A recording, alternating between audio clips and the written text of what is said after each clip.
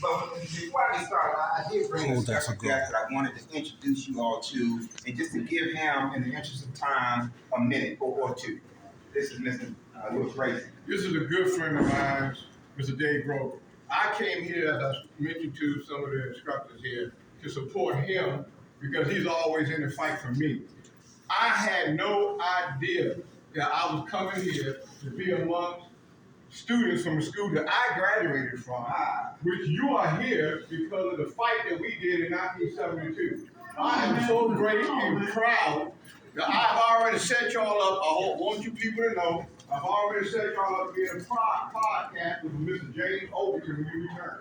I've already said it because I said, brother, I am black. I'm blown away. I can't believe I'm a 1972 graduate. Y'all know what happened with the day before the school that you're currently attending. I see. I was the last graduating class from that group. Well, that's why he gave me this minute. I was the last graduating class before your school reopened. My sister just got her diploma, her 1973 diploma last year, because my sister didn't want the degree from Carter. My other relative didn't want their degree from Wilson. There you go. They said, we want our degree from IC Knockham High. And they fought it, and they fought it, and they fought it. So what the brother was just talking about, you always fight for what is right. And I learned that. I'm here today with this brother right here because I learned to fight for what is right at IC Knockham High. Is your child. You should be proud. And I don't think some of you know the whole history of your school. You should study the history of your school, and you should study the people who went there. I'm going to tell you something right now. You attend one of the best schools historically in the whole United States of America. I'm saying that because not too many schools fought the white man to keep their school. We fought to keep the school, and we wanted the few. You look at all the model schools in the Hampton Roads area who no longer exist because they didn't fight like we fought for IC Knox. So I'm just proud to be here, and my heart is blown away. The brother gave me a minute. I may take him two. But that's the man right there. That's Reverend Hayes. That's our guy right there. Reverend Hayes. Thank you for the minute. Absolutely. That's Reverend Hayes. All of you know. Great people. Lord help. What hotel y'all staying at tonight? That's it. Thank you. So the one thing that Lewis Bracey did not say, like myself, he's also retired law enforcement. He's retired law enforcement. He retired from NSA Police. Does anybody know what NSA stands for? Anyone know what NSA stands for? We're going to have homework assignments when we finish this. Anyone? And I got cell phone. They looking up now. Okay. If you want me, I'll take over now. Okay. I appreciate it. Thank you very much. Security agency, homework assignment. You all go look up. You don't have time to get into all of this. But you all go look up and find out. For me, what is the National Security Agency? Homework assignment number one. Okay, so when I speak, I usually have two objectives, okay, especially when we're talking about solution-based discussion. When you leave here, you should learn something, okay? And number two, that we should leave here at least thinking about solutions. We don't want to spend too much more time talking about problems. I think we all did. Is anybody here happy with police? Anybody love the police? Raise your hand if you love the police. Anybody love the police? Go ahead. You love the police in your neighborhood. Now, what neighborhood is that? Glenarm Police. Shout out to Glenarm Police, Prince George's County. Shout out to Glenarm Police. Over there, I don't mean no harm. They got a long history, but they got a new chief and he's doing well. The new chief is doing well. The new chief, so we don't go back in the past. We can keep solutions and stay positive. That new chief is doing well, but Glenn Harden, yeah. Okay, so most of us did not raise our hands to my question to you, whether you happen to believe. And so what we got to figure out, first of all, you all are too young to remember Officer Friendly. I'm not that old, but I grew up with Officer Friendly. And what Officer Friendly was, he was a community police officer. He was somebody that everybody knew. He was friendly. People loved the police because he was friendly and he was fine and he came to school and sometimes dressed up. Just did all kinds of things. And so that's what's called community policing. Community policing, when you have police from your community. Why do you think that we should have good policing if the police officers are not from your community? Do any of y'all think someone from Beaumont, Texas, have a vested interest in Glenarden? No. Do you think anyone from Boise, Idaho, has a vested interest in what town are you from? Portsmouth. Anyone? No.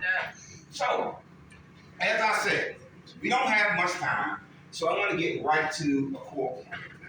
The core point is that you all cannot give up on the police. You all cannot give up. If you all do not, the ones that have an interest, I'm not saying everybody has an interest. I'm not trying to sell police. I'm talking about the ones that do have an interest. I've been speaking in schools for over 30 years before most of y'all were born. What I do know about boys, like myself, former football player, boys, traditional boys, they are natural protectors by nature. The traditional boys, they're natural, they're protectors. That's what they do. That's testosterone. That's what drives them. So there is a market of boys and girls who do have interest in policing and law enforcement. And so that's the ones that I'm talking to. If you all know people that you're interested, what I have at this table right here is young people's programs, cadet programs, explorers programs, different programs. FBI got a kids program. Most of them, Secret Service has kids programs. I started my career as a kid, as a student at Bowie State University. While I was a student, I worked for the Secret Service one semester, I captained the championship football team, and I worked for the Department of Justice U.S. Marshal other semester back. And that's when I got exposed to law enforcement as a student. And so those of you all who are interested, I know you're not from here, but here's the other homework assignment. You all take some of this paperwork, these pamphlets, look at those, see what town, and find out whether wherever you are from, do you have an explorers program? Let me give you this. Did you know Bowie has an explorers program? Mom, I'm not trying to sell policing on it. Let's be clear. Not trying to sell policing. But that ain't bad. But that ain't bad. Come on, man. I just want you to look at that. I want you to get paid for that. We can talk about money now. Money, benefit, blah, blah, blah. And so Bowie has an explorers program. We need a lot. We need. Black people. Anyone from D.C.? D.C. has an amazing police cadet program. That's right. The reason why this is important is because, so I was a cooperative education student. That's what we call it back then. Internship, cooperative education, stay in school, different terminology. Come on, man. But the reason why this is important is because to become a good, effective police officer, it has to start developing right now with you all.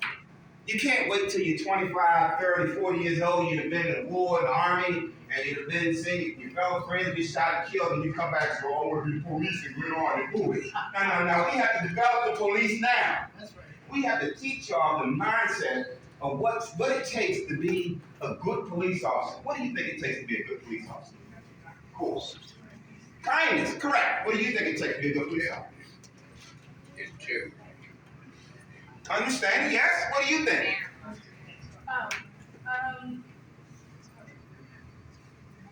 What? I'm sorry. Respect, yeah. Mm-hmm. Anyone? What do you think, young man? Boy, that's a good police officer. Marine Corps. I'm proud of not saying we believe in discipline. Correct. All he has to do right. So listen. Listening skills, right. Good leaders have to be able to follow. In the back here, in the back. In the back. Hands free. Go ahead. Cooperation, absolutely. That's right. All of these skills have to be developed while you're young. If you are 25 and 30, 35 years old, and you are not naturally kind, you are not naturally respectful. Let me just add one more so I don't forget. Do any of y'all think police officers should be in shape? Why should they be in shape? Orange represents ending gun violence. That's my favorite color, young lady. That's my favorite color. Orange represents ending gun violence. Go ahead. Because if there's a police chase and someone is out of shape, they probably wouldn't be able to run very far to chase him. Exactly. That's right. I don't know if y'all heard it, but the answer is correct. Yeah. Let me hit some other things. Why y'all think police is being safe? Young man, that's the police officer. Now, you want to be FBI? I see it. I see you, sir. I see you. You was smart. I see you. Yeah. That's exactly right. But the number one reason why it's important, when I say it's safe, I'm not talking just physical. I'm talking about mental. Should we have mentally unstable people carrying bags and guns? So when I talk about being safe, I'm talking about both mental and physical. But the number one reason, well, not necessarily number one reason, all the answers I would say, but one of the primary reasons why police officers need to be in shape is so they're not scared. Do you all think that I could play football as an inside linebacker and be scared? No, because I've got to be in the middle of the field. I've got people 10 times taller than me, heavier than me, faster than me, trying to knock everything out of me. Do you think you can do that being scared? No, you can't. So it's the same thing with policing. You cannot have a badge, a gun, and arrest authority and law enforcement authority, and you're scared. The point being, and I'm going to stop right here because I do want to take at least 5 minutes of questions. We learned the most of the questions. The point being, some of the things that your generation have grown up into, and you see with police brutality, is because they're reacting or overreacting out of what? Fear. They're scared. You see that lady shot the man with the gun. She said, I thought I had my taser. That's right. A taser and the gun mixed up. That's right. Y'all know that story? Kill him. I didn't Let me know. tell you why. I report this for a reason. This thing. This is good. All right. So, I'm taking questions out there. We can talk for hours and stuff. You're right-handed. Your gun is going to be on your right side, right? If you're left-handed, your hand go left. Right. Anything less than lethal, what does less than lethal mean? Something that ain't gonna kill. So that's what a baton is for, and that's what the taser is for, and that's what pepper spray is for. So you can quickly make a decision: do I need a baton, do I need a taser, or do I need a gun? You'll never go back to being safe. You're gonna have to make these decisions very quickly.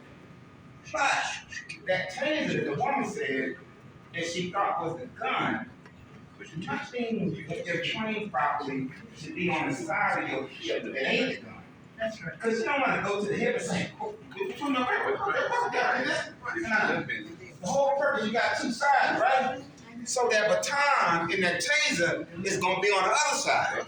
So if I have to get that baton, then it makes sense that I go from here, and then that thing got to extend, and then we got to get at it, right? That's right. You wouldn't go for the baton like this and trying to get the thing out because the baton has to extend, right? It's called the extended baton, right?